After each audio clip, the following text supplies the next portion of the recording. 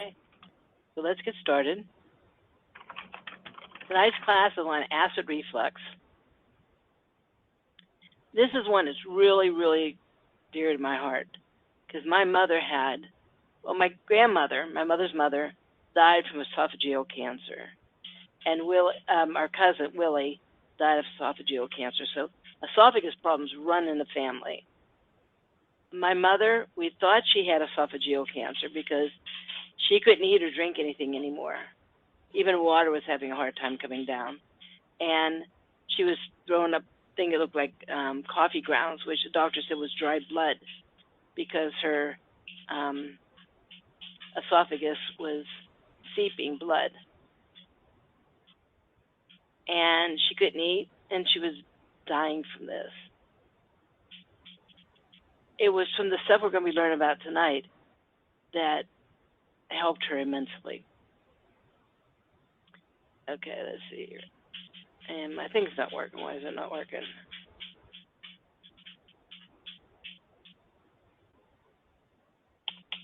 Okay, wait a minute. I think my mouse is acting up. Okay. This is from Nature Sunshine. Some stats. 60 to 70 million people have some kind of digestive problem. 56 of them have acid reflux, heartburn, GERD, whatever you want to call it. It's all the same thing. And there is at least $4 billion in 2007 that people bought either from the pharmacy, and it was either like they were doing the prescription one and then they went to the over-the-counter one. But $4 billion a year is spent on pharmaceutical stuff for your esophagus, like, was it Prilosec or something like that? Things like that. The Tums and Rolaids, that's not included in that. If your myelin was healthy, you would not have this problem. So we're going to go a little bit about understanding the stomach, because not all people do. I know I didn't at first. But think of this black line right here as the wall of the stomach and the wall of the esophagus. Oops. The pink stuff next to it would be a mucosal lining. And you have this lining from your lips clean to the rectum. It's all the same muscle, type of muscle. It's all the same lining. It just has different departments, from the esophagus, stomach, duodenum, jejunum, ileum, colon. But it's all the same thing. It has this lining. So if you feel the inside of your mouth is kind of slippery, that lining does a couple things. It keeps it slippery enough so whenever you swallow something, things can go down the esophagus quickly. It also protects the wall of the esophagus, the muscle wall, from any kind of irritation. You should be able to eat and drink things and not feel it at all, because that lining should be that thick. Some people can feel it going down. If you feel it going down, then that means it's very, very dangerously thin.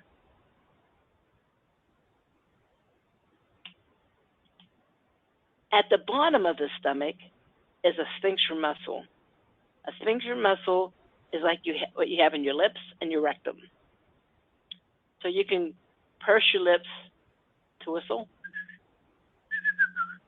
or purse it completely closed. And the rectum can go completely closed. Same should be with the sphincter muscle at the bottom of the stomach. It should be able to totally pinch off and close that tubing. When you eat, it should open to let the food go through, and then it should snap closed so nothing else comes out, just like at the rectum. You go to the bathroom, and then it closes. It doesn't stay open.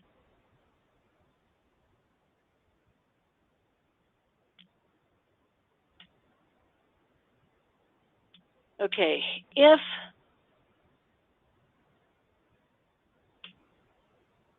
right, if your lining is thick enough, you should not have any leakage at all. So let's say this is the stomach, and the rubber band should go around it. And I have two examples of that. So the lining should, the sphincter muscle should be right here. So this is the muscle wall, and this is the lining. This is the muscle wall. If you notice, this muscle and this muscle are in the exact same place.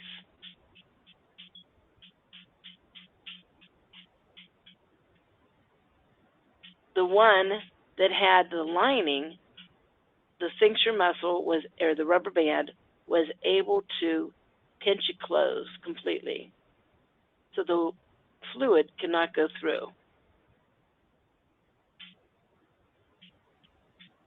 I goofed up for a second there. There. It cannot go down past. While this one, without the lining, even though the muscle is exactly the same size, it works on this one too. This is the better one. It allows anything to go through. So if you flip this upside down, when your stomach churns, the acid can shoot up this esophagus, shoot up here, but this one it cannot. Does everybody understand that? Because there are so many people that think that what causes acid reflux is too much acid, and that has very little to do with it. If anything, most people with acid reflux do not have enough acid, and I'll talk about that in a minute. Does everybody understand? The key to whether or not things can go past that muscle, that rubber band, is the thickness of the lining. So if you all could say, yep, we understand, or we have no idea what you're talking about, I'd appreciate it. I understand. Good. Thank you. Yep, we're getting S's. Good. Okay. So, Joanne, do you have, you don't, this is one that's not going to work for you, huh? No, that's the link you showed. Only if you're in her group. Okay. How about posting it anyway under the chat? I will get on it, and you should be able to see it through mine.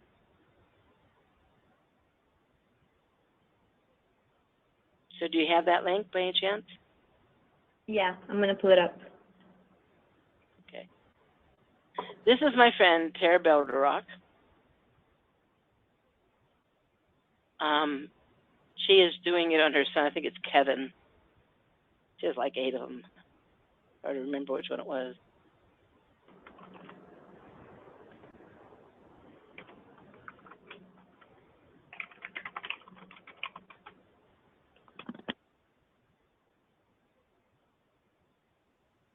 Okay. A hiatal hernia is whenever part of the stomach goes up past the diaphragm. When that happens, the acid, gets a kink in it. It usually kind of bellows out like this, actually. It gets a kink in it, and acid can lay there. The stomach should be completely below the diaphragm. If you take a really deep breath and your shoulders go up when you breathe, then this is probably what's happening. The diaphragm should go down. And if it doesn't go down, then that means probably your stomach's not where it should be.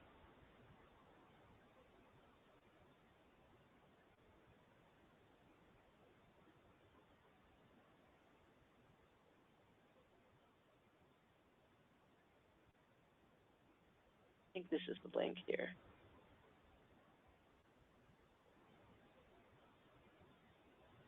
Nope, that's not the link.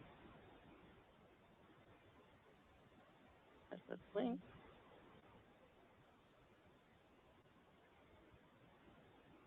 I'm not sure where it's at. Joanne will get it in a second. Alrighty. But you can do this sometimes if you have a hiatal hernia. You do not have to go and get it operated on. Anyone that I know of, once they learn this technique, they do not have to rely on getting an operation. Things that can help prevent a hiatal hernia is make sure you don't wear pants that are too tight or a girdle. I don't know if people even wear girdles anymore. But anything that pushes on the stomach.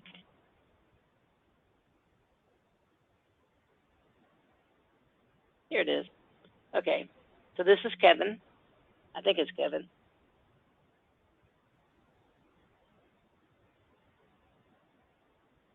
You can't hear it over my computer. But basically, you find where the sternum is, where it goes together right up here. And you tug, you push down and you tug towards his right hip, or towards the person's right hip. If you're going to do it to a baby, you want to do it a little more gently than that. Then you want to find his ileocecal valve. The ileocecal valve is halfway between the button and his hip. So what you do is you just massage that. She's like pushing on it, but you can just massage it as well.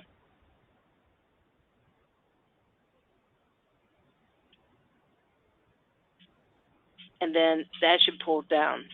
The reason why you do the ileocecal valve is if it's not completely closed, it's going to build up with pressure and it's going to cause that hiatal hernia to come back.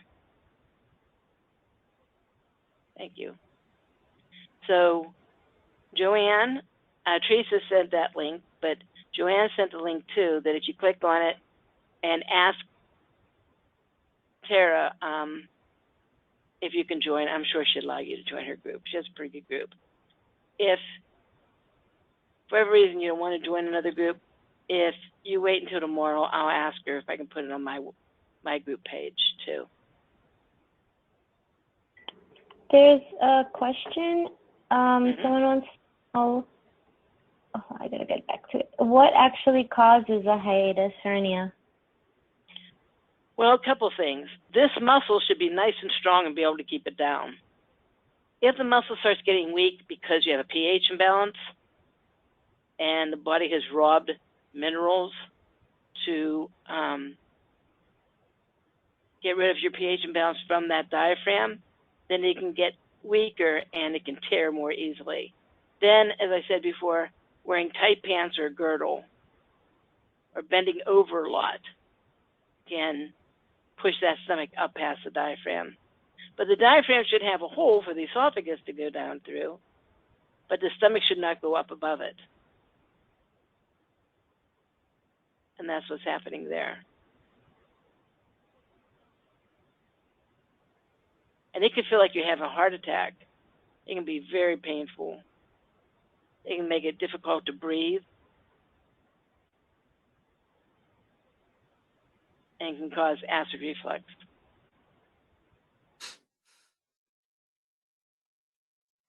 Okay, so we're going to go over a couple things that you should and shouldn't do whenever you have esophageal problems. My mother was on Coumadin, which Coumadin alone, how Coumadin works is it's rat poison. And how it kills a rat is it gets the mucosal lining thinner and allows the blood to seep past, and the rat kind of bleeds to death.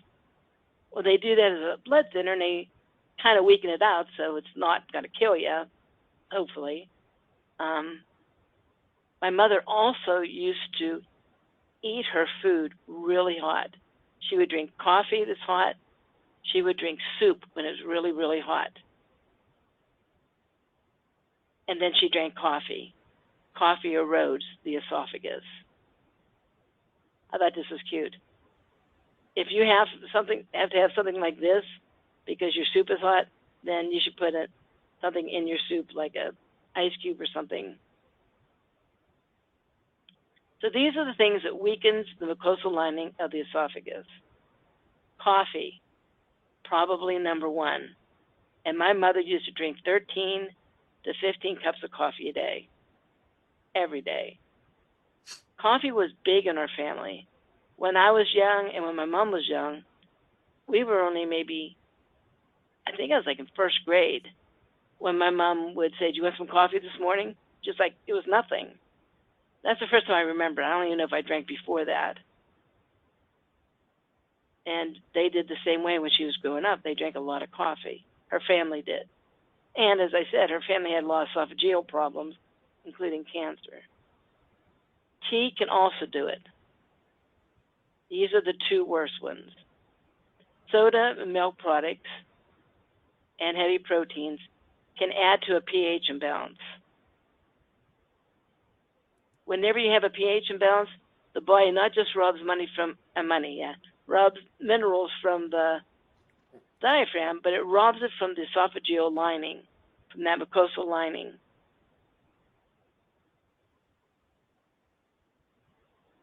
Hot foods or drinks. Stress can do it, although it's not as often as what you think. Coffee, tea, and pH imbalance, and hot foods are by far like 99% of what causes acid reflux. Poor digestion can cause the pH imbalance. We have a link on YouTube where you can listen to the pH imbalance class we have. But some medications can. And acids are terrible for the mucosal lining. You need some acid in your stomach. It helps you digest. It helps keep anything that you swallow, like something with parasites or anything like that. It keeps them from invading everywhere, bacteria and viruses. Your digestion is the first line of defense for that. When they give you an antacid, two things happen. One is you don't digest the way you should, so that adds to your overall pH imbalance. The other thing is, if there's no acid in your stomach, the lining of your stomach does not repair or doesn't rebuild as quickly.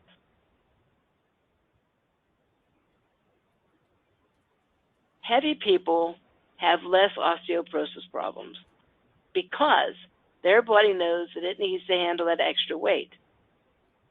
People who are little skinny farts, they have a tendency towards osteoporosis more so than a fat chick. I'm allowed to use fat chick because I am a fat chick. So, because the body will keep it stronger, the bones stronger to carry the weight. Same with the stomach. If there's acid in your stomach, the body will build that lining up very thick to protect the stomach wall from the acid. If you take away that acid, then the body says, oh, well, we don't really have to protect the wall, and it allows the lining to thin. I think I just made up a word. Allows it to thin, become more thin.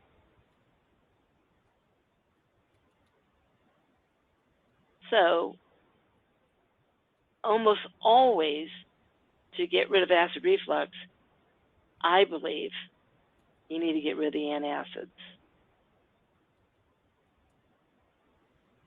And we do have things that I believe work just as well, if not better. So don't worry, you're not going to be in pain, because you don't want to have a lot of acid or burning in the esophagus, because you can develop cancers from it. Medication like blood thinners, like Coumadin, that's not it. The blood thinner made out of the rat poisoning. Yeah, Coumadin. I think curcumin. Coumadin. That can weaken it too. Drinking with your meals. Thank you, Teresa. Coumadin or warfarin. Yep. Bulimia can, if somebody throws up on purpose. I mean, you know, your food's mixed with that acid and then you cause yourself to throw up. That acid's going to come up the esophagus. And radiation. And we're going to talk a little bit about radiation at the end. So these are the things that you need to avoid. Things that really help is if you eat a food that is very alkalizing, which is mostly raw vegetables and raw fruits. Make sure that you have enough molybdenum, which is a mineral needed for the esophagus. Matter of fact, there was a study that was done that showed that molybdenum deficiency can cause Barrett's esophagus to turn into cancer. The difference a lot of times was the level of the amount of molybdenum in the person. Then slippery elm is amazing. This is absolutely my favorite. And bone broth.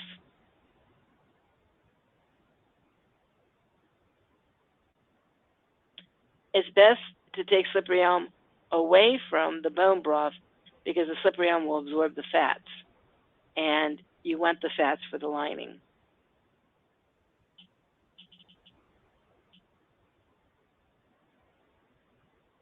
What I would suggest is if I had acid reflux, I would stop all my antacids.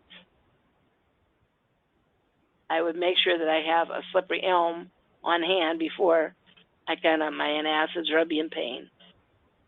Then what I would do is I would put 1 tablespoon of slippery elm in 4 ounces of water, and I suggest people put it in a jar so you can shake it really hard, and then I would sip on it between meals. And I would do it up to 4 times a day.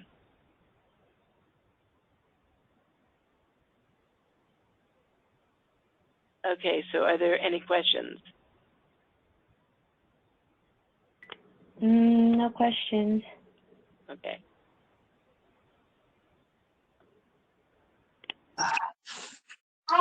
I have a question. So none of this actually heals anything, right? This is just like an ongoing, do it the rest of your life thing, right? Oh, no. I'm sorry. Thank you for asking that. That's why I love questions. This is the first time I taught this class, so this is why I love questions.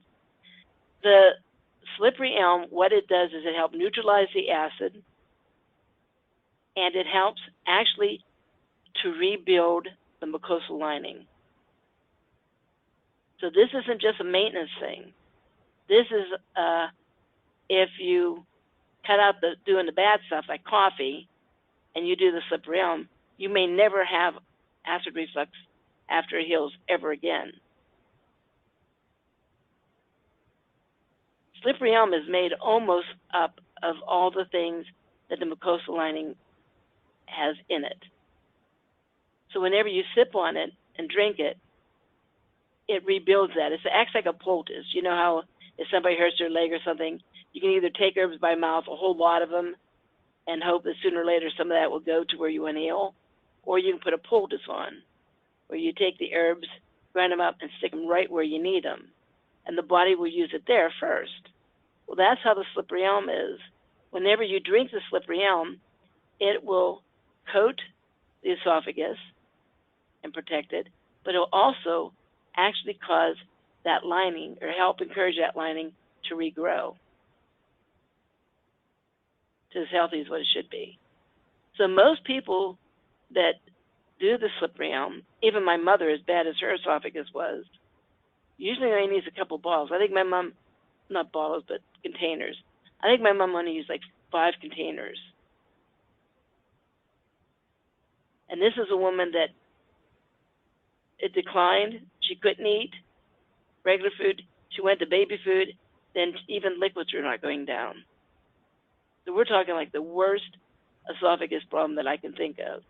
Whenever they went in there to see how bad her esophagus was, because my mother was stubborn and would never go to the doctor, but she had to because she knew she'd be dehydrated in a matter of a short time. they couldn't even put the tube down her throat. They said, if we try it, it's going to split and you will hemorrhage. She did like 5 of these, and after that, she never needed to do it anymore.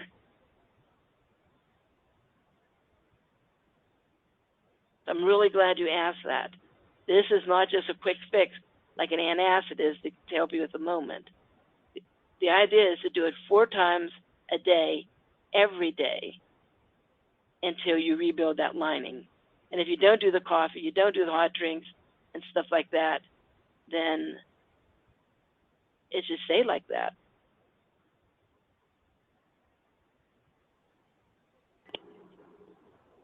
Someone's asking, oh, I'm sorry. That's okay, go ahead. Someone's asking if you can say again what you were saying about the bone broth and the oils and fats. Right. Slippery elm is a mucilaginous herb. What it does, in part, it nourishes, but it also absorbs. So if you would have water and oil and you put it in a container, they would separate. If you put slippery elm in, the slippery elm would hold onto the oil so that it would mix together. If you take the slippery elm at the very same time that you take the fats, so this I take the slippery elm at 12 and I have the fats at 12:30 or 12:15. There's a good chance that the slippery elm is going to absorb some of that fat and it'll just take it right up through the body. It won't allow the body to absorb it. It's just like little sponges. Does that make sense?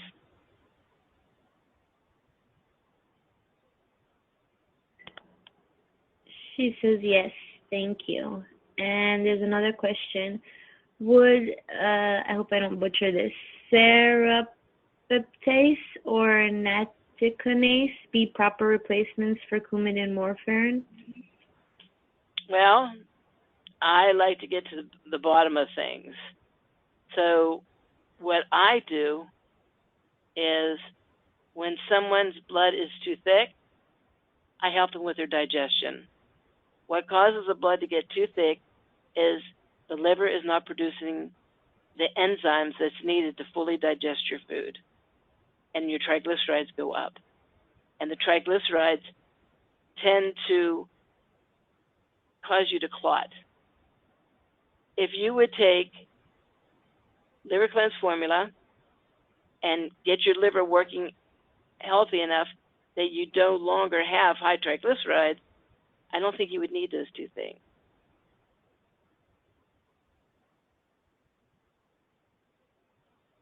I think they would, in a pinch, I would probably do other things rather than Coumadin. I think Coumadin is a pretty stupid thing to do, actually, especially whenever aspirin or something like that is not as bad as the other ones. I mean, Coumadin is like the very bottom of the pit. You couldn't pay me to take one of those pills. But I would work with what's causing the thickness. Also, things like super omega-3 oils are a natural blood thinner. Garlic is a natural blood thinner. Vitamin C is a natural blood thinner. Vitamin E is a natural blood thinner. So I would do those things ultimately.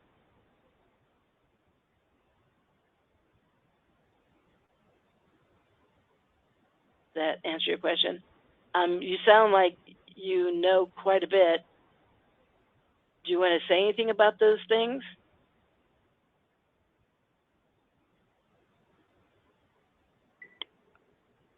She said that's great information. Thank you. Oh, okay.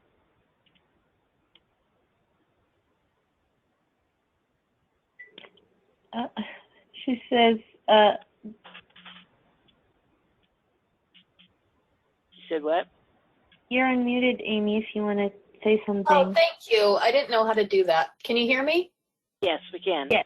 Yeah, I didn't want to get too involved, but I just was kind of wondering if there was a Well, I just answered my own question. Never really is a quick switch for anything. It's just I've known somebody who's been on Coumadin for over 15 years now, and it's heartbreaking and sickening and everything else. So It is. if people ask, I'd like to be able to offer, but it does make sense, get to the root.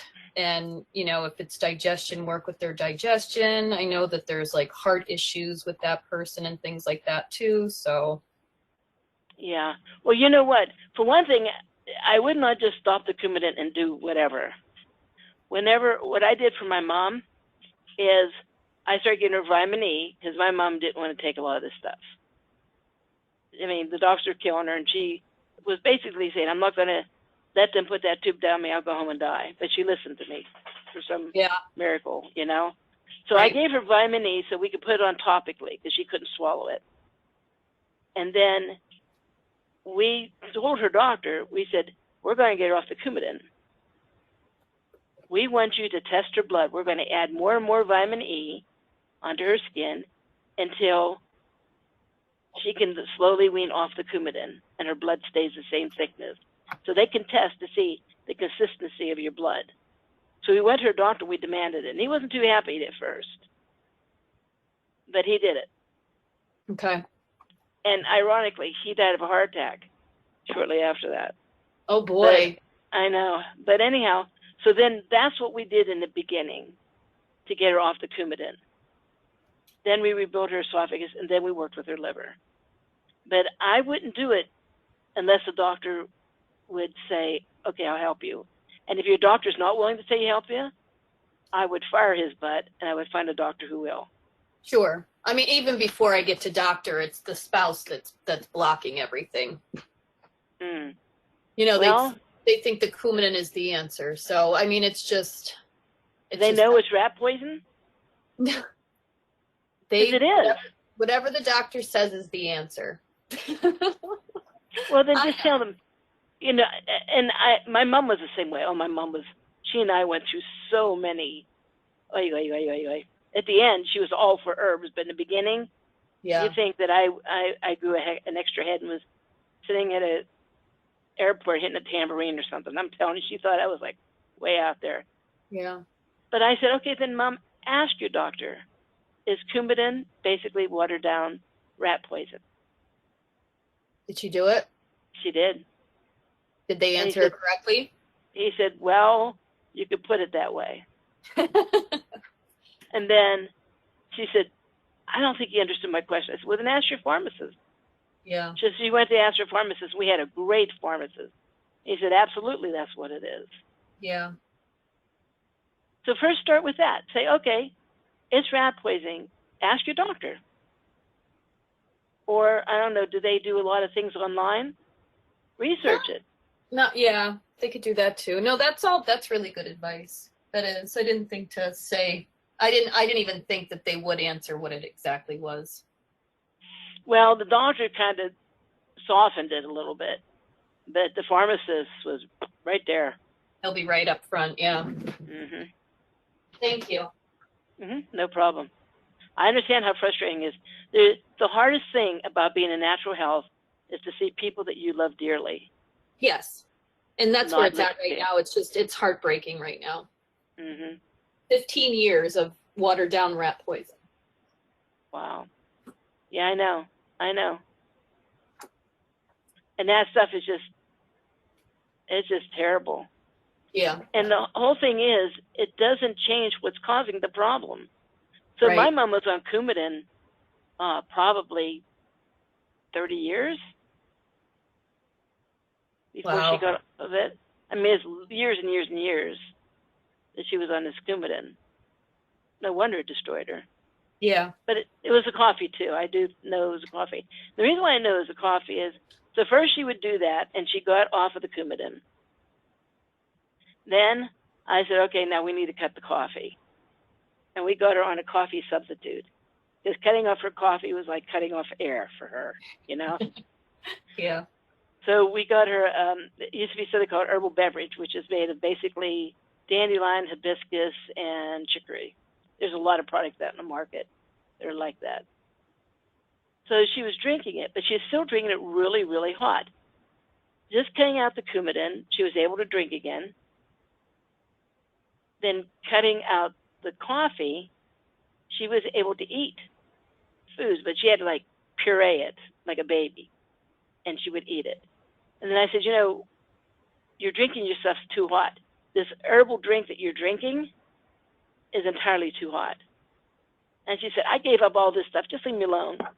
So what I did is I took a piece of chicken, raw chicken breast, and I tied it to a string, and I tied it to my finger in my hand. And my stepfather made her a cup of this herbal drink, and right before she went to drink it, I dropped the piece of chicken in her drink. And she's like yelling at me, you wasted that, because my mom never liked to waste anything. And I said, Mom, there's no way for the human body to cool anything off. Once something goes in there, it stays that hot. Because if you put something that is really hot, like a hot apple pie, in 98.6 degree weather, it doesn't cool off very fast. And she said, oh, just give me another drink. And when I pulled that chicken out, we argued, not talked, for about 2 or 3 minutes. When I pulled it out, it was partly cooked. I said, that is what you're doing to your esophagus. Yep. If that heat is cooking the chicken, it's also cooking the tissue within your esophagus. Ugh, I know. So even hot drinks, even soup, I would say cool it down. Don't do it to it. But I know it's really hard with some people. But before my mother died, about the last 2 years of her life, she could eat even white chicken breast and it not stick anymore. She never had acid reflux anymore. Huh. And she never even needed to take the Ciprium after a while.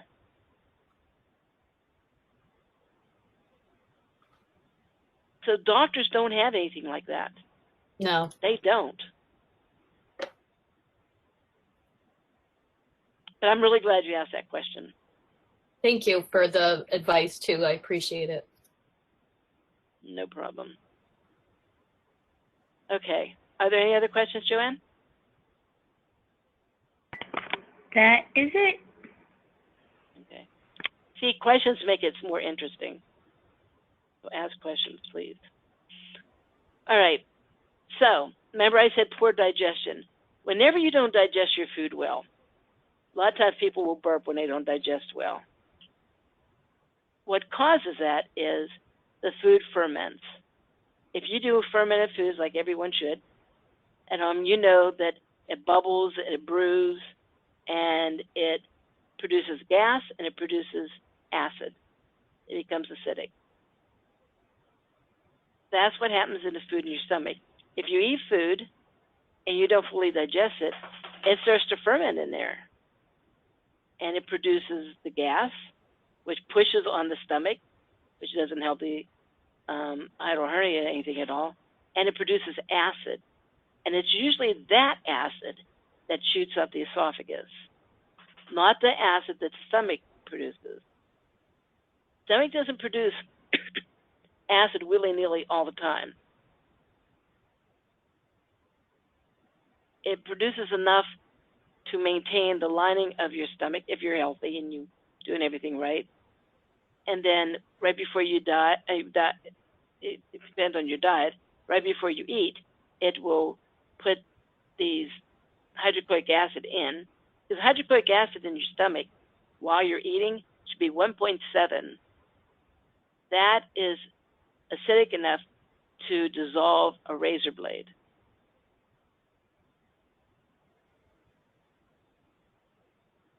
If it's not in there, it ferments. So if you want to see whether or not you have too much acid or not enough acid, try adding a little bit of vinegar or lemon to your meal. So let's say today I'm going to eat a salad, and I get acid reflux from the salad. Tomorrow, I will put some vinegar with the mother on, and I will eat the salad. And if I get less acid reflux, then I know it's because there wasn't enough acid in my stomach to digest the food, and it was fermenting. If that's the case, I would probably take something called food enzymes.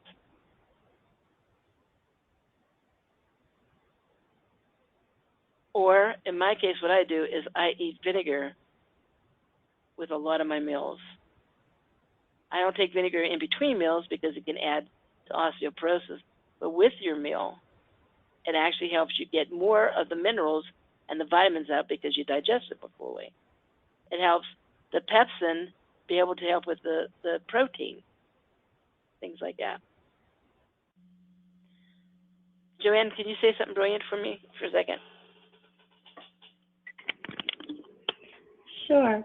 Well, she's going to talk a little bit more about the LifeWave patches, but I've been putting some information in the chat box about it. Are you back? Yeah, I'm back. What did you say? No, I finished. I'm just going to put some information about the patches in the chat box. Oh, okay. Alrighty. This is to help with acid reflux too. They are ice wave patches, or LifeWave patches, I'm sorry. An ice wave one, white up here and a brown on there, helps keep the energy, the meridians. That's not my first choice, but that helps if you want to get something very quickly for your acid reflux. Then if you bloat or pass gas, that is usually because after the caloric sphincter muscle, your digestion from there down isn't what it should be. The vast majority of the time, it's your liver. The liver has a lot of functions, and digestion is a big part of it. If you're not digesting there and you get gassy, anytime you get gassy, you know that there's a lot of acid that's being produced in your intestines. And if there's acid, the body will rob it from the diaphragm and from the esophagus and stuff like that to buffer that acid. There is something called stomach comfort, and I do not like stomach comfort for a long period of time. I'm very disappointed if anybody buys more than one bottle of stomach comfort because they're not doing it right. It's better to get things healthy like they should be and not doing a Band-Aid. And stomach comfort is just a Band-Aid. It actually has calcium bicarbonate in it. And any kind of bicarbonate, like sodium bicarbonate, like baking soda, terrible on the body. Absolutely terrible on the body. I know a lot of people are using it now because it can alkalize the body, but they don't realize it can also destroy your arteries, your brain. You know, there's a lot of reasons not to do. Well, this has a calcium bicarbonate, which isn't quite as bad as sodium bicarbonate, but it's still not to be used all the time. The only time that I would use it is to put in my purse in case I'm out somewhere and I can't put slippery home in water and shake it and drink it. So this is just extreme measure if you're out and about.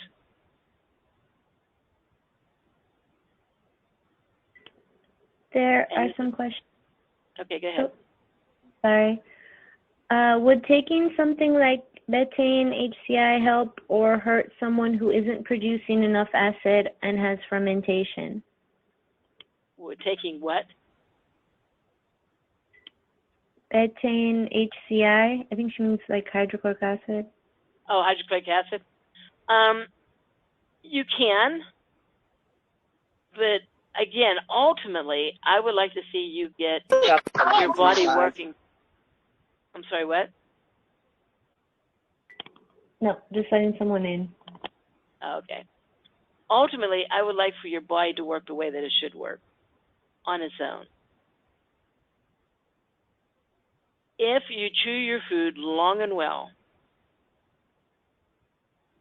if you do food combining, you shouldn't need hydrochloric acid.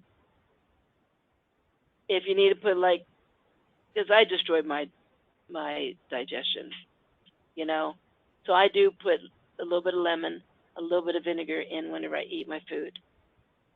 But that's all that you really should have to need. Food enzyme does have hydrochloric acid, and after you get over 35, it's a cheater. So yeah, I guess you could for a little bit, but it is still better to work with your own digestion. that make sense?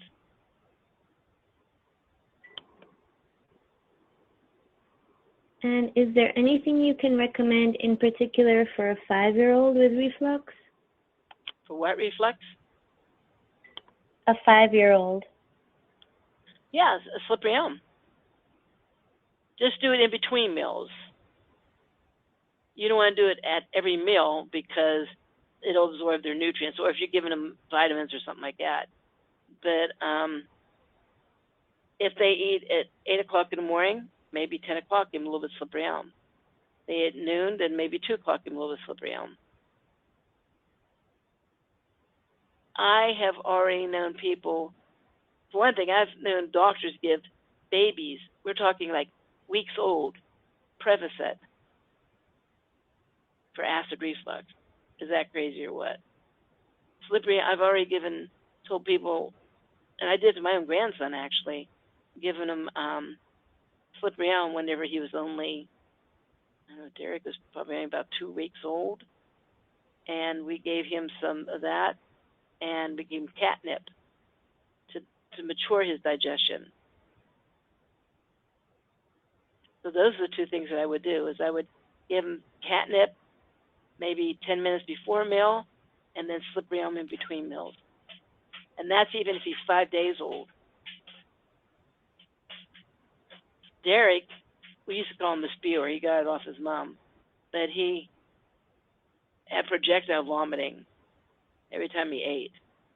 And it took us probably about a month that he didn't have that anymore, and he never had colic after either, because we did those 2 things.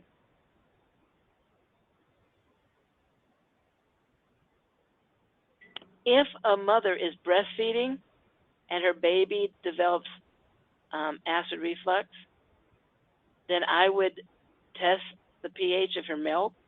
It should be 8.0, and chances are it's a lot more acidic than that. And you may have to work with the mother's digestion and the mother's pH, so she gets the right pH for the baby in the milk.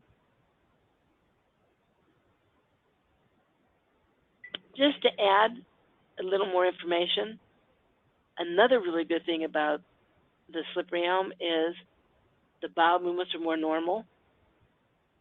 They're not dry like little rabbit pellets, and they're typically not watery like diarrhea. It's a normal, a feces normalizer. So that helps with the baby as well. I did answer that question, didn't I? Sooner or later? Yes. Okay. How much slippery elm for a baby? You literally could give a baby as much as they can eat and it not be a problem. I don't know if you remember way back in school, for me it was like 50 years ago, we learned that in Valley Forge, the men were dying. And the American Indians said, oh, here, eat this tree bark. And they ate it, and they got rid of their dysentery, because they were dying of dysentery. And they lived a whole winter eating nothing but this tree bark. That tree bark was slippery elm. You could literally eat a huge bowl of slippery elm all day long. And the only thing that would happen is it would absorb some of your nutrients. So you can give them as much as you want. My daughter had one of these things that is like, it looked almost like a syringe without a needle on it. And we would give, in the beginning, we gave Derek 3 things full, and I think they were 10 cc's each. And he was just a little baby. So that's a lot, and we did it like 4 or 5 times a day. So he probably had a big cup worth a day. So there is no known problem. The only thing you have to worry about, and I don't know why anybody would do this, is you don't douche with slippery elm. Because if you're pregnant, it can affect the baby. But that's not the end we're going to put it in anyhow, you know?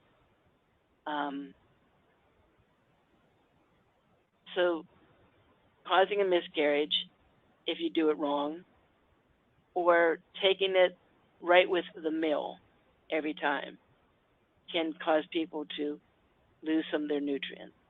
But there is no toxic level. If you would call 911 and say, you know what, my granddaughter got into a big vat of slippery elm and she just ate herself silly, what do I do? And they say, don't worry about it.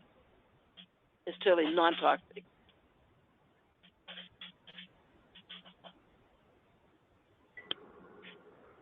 Okay?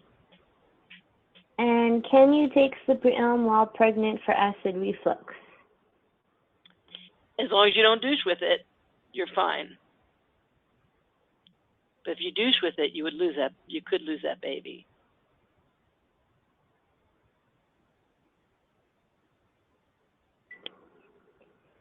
And should you take food enzymes before eating? 15 minutes before you eat. That's a very good question. Very, very good question. Because if you don't have enough hydrochloric acid to digest your food, there's a really good chance you don't have enough hydrochloric acid to digest the pill. So you take it 10 to 15 minutes before you eat, it digests and it opens up, and then when you eat, it can work on there. The bottle tells you to take it after a meal because the FDA decided what they should put on herb pills or herb bottles, knowing nothing about them, but that's not the best way to take them. They work much better if you do them 10 to 15 minutes before a meal. So thank you for asking that question. That was Sherry. Oh, thanks, Sherry. And we're caught up. Is that it? All righty. That is it. All right, this is the last thing I want to talk about. This rarely happens, but I have had a few women that have had breast cancer, and they would get radiation on the breast. The first lady that did it called me up and she said, is there anything you can do? The doctor said, I'll never eat or drink again because the radiation, the x-ray, charred and burnt the inside of my esophagus and no longer works. They have a port in my neck that I eat and drink from, and they said there's nothing they can do. So I did a bunch of research and I found out that aloe vera is really good for radiation burns. And I suggest that they take a piece of the aloe vera, and that's what the plant looks like right here, and slice it open and take a little bit of that gel that's inside, and I said put it in your mouth and put your head up so it can go down as far as you can get it down. And if you have to spit it back out because it won't go down the whole way, don't worry about it. So she did. And then later on, she said, I think I can start swallowing water again. And she was. She could end up getting back her full function of her esophagus. So what I do now is whenever I have someone that is going to do radiation, I don't believe in radiation. I don't think it's a sound principle. If radiation can cause cancer, why would you take radiation to overcome cancer? This doesn't make sense to me. And there's so many other things that we can do. But if they decide to do it, that's their choice. I never ridicule them. I'm smart enough to know that I don't know everything. I do, however, implore them to get a fresh aloe vera plant and do that as a preventative. So when you start radiation, just do the inside of that. Don't do the outside because the outside is a purgative and it'll cause diarrhea. But you can slice it open and eat that stuff out, and I don't think there's a toxic level to that as well. There's some people that will do aloe vera juice, but the part that really does the healing dies within minutes after it's been sliced open. So the fresh aloe vera is better than the aloe vera juice. So like Nature Sunshine, the company Joanne and I work with, and Sherry too, and Teresa, I know she was on here. They sell aloe vera. But personally, I've never bought it. I always use the fresh stuff because it is better.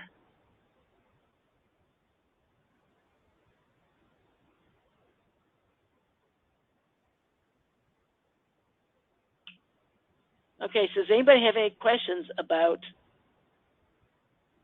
acid reflux, heartburn, any of that stuff?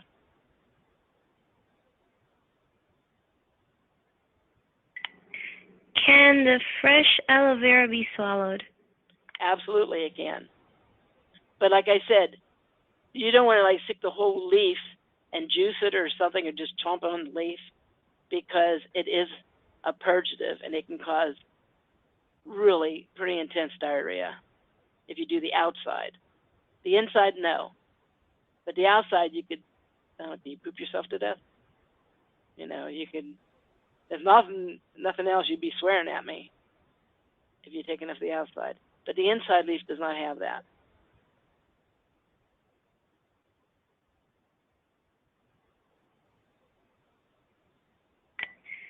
So no more than a tablespoon of inside. Are there measurements?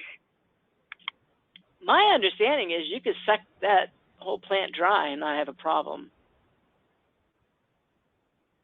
I just had her do that because I didn't want her choking. The lady who had the charred esophagus.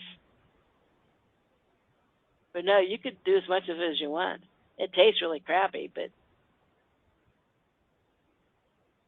and it kind of leaves your mouth feeling weird. Anytime I tell someone to do it, I always do it on myself first. Except for like prostate problems, can't do that.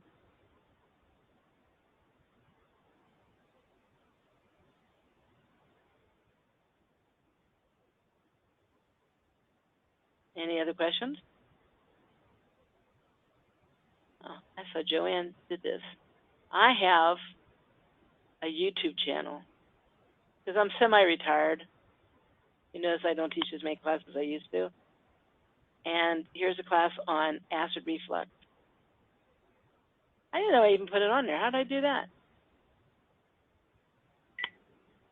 You were just that with it.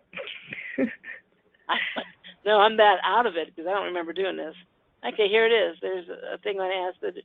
I'm going to save that. So I'm going to be putting a lot of my stuff on here. If you can, somewhere it tells you can subscribe and like. And if I ever do any other new ones that I forget about, you'll have them. They'll be right there. And I think everyone should have slippery elm because we didn't even talk about what slippery elm does for poultices, for infections, for injuries. That's in my herbology class. We talk about that. But if you want to get any of that stuff, you don't know where to get a really good brand that is in a container that lets no air in, because slippery elm, because it absorbs moisture, can kind of mold on you.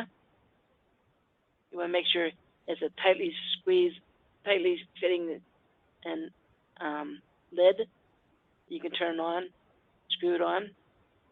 And Joanne, because I am semi-retired, Joanne is willing to help you out if you need that. She sells it at wholesale price. It's an excellent brand. And they use just the inner part of the slippery elm, not the whole bark. And by the way, slippery elm doesn't taste bad. I like the taste of slippery elm. I don't like the texture. The texture is like, you know, the peach syrup, that thick, slimy stuff. So what I do is I take 1/4 of a teaspoon of slippery elm, I put it in my mouth, and I chew it, and I swallow it as a bolus. And it coats the inside. So if someone doesn't like that texture like me, you can always do that. But it tastes like a mild nut. So Joanne, here's her phone number. Here's her email. which is entirely too long. And I will tease her about that until she changes it, maybe. This is her Facebook group. She has an amazing, amazing Facebook group.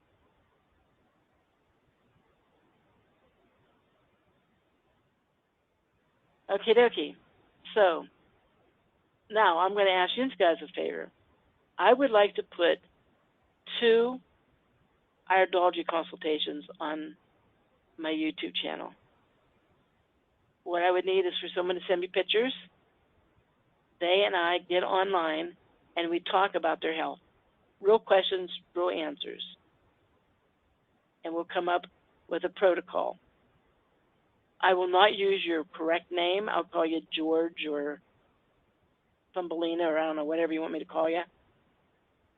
So no one will know who you are. And you're not going to be walking down the street and say, oh, I know those eyes. You know, they're not going to be able to tell. But I'm looking for 2 people who are willing to do that so that I can put it on the YouTube to show people what iridology can do. Because in a couple months, I think in like 2 months, I'm going to be teaching iridology online for free. And I want these to kind of kick it off. Okay? Amy's volunteering. Okay, Amy. Email me. My email is marysherbs1@gmail.com. I know I'm not very inventive, but it worked. And I can send you how to take the pictures and what all pictures I need taken care of. So I need another volunteer if anybody would like to do that. Okie dokie. Well, Joanne, thank you so much. Thank you for being able to make do with the handouts and all the stuff that I gave you a hard time today because I wasn't very prepared. And for all that you do. I appreciate it. Oh, my pleasure. When I die, I'll leave you my liver. Thank you. You put a jar, always, stick it up on it. I'm sorry, what? I said it's always good to have a spare. Alrighty. Well, y'all take care, and if you have any questions, contact us. We're here to help you. And Joanne's a sweetie. She is too. I'm telling you, she helps me all the time. Alrighty. Well, y'all take care, and what's next week? You know? Next week, the links in the chat box for everybody. It's fats, oils, and cholesterol. Oh, very important. Very important. And you know anybody on cholesterol medicine, statin drugs, get them to that. It'll be an eye-opener. All right. Well, take care all, and good night. Thanks again, Joanne. You're welcome.